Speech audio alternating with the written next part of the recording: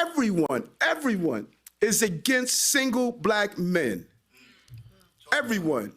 There's not one community. They tell me, Eric, bring children and families, bring single women, bring this, bring that, but don't bring single black men into our community. Jim Crowism can't exist in our city. Mayor Eric Adams made those comments while celebrating his housing agenda, including creating more shelters, more affordable housing, and giving out more rental assistance vouchers.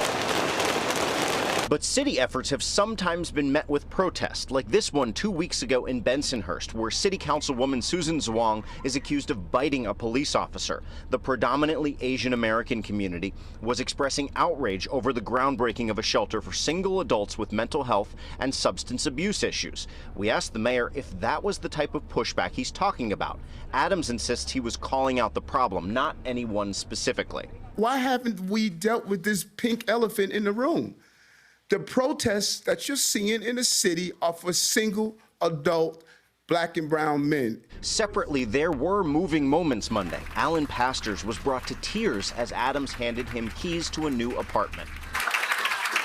He's been living in the shelters and on the streets for 3 years and had a lot of trouble finding a place to live, even with a city housing voucher in hand, until the mayor's team intervened. And I was very depressed of knowing that I had a voucher and no one would do anything for me.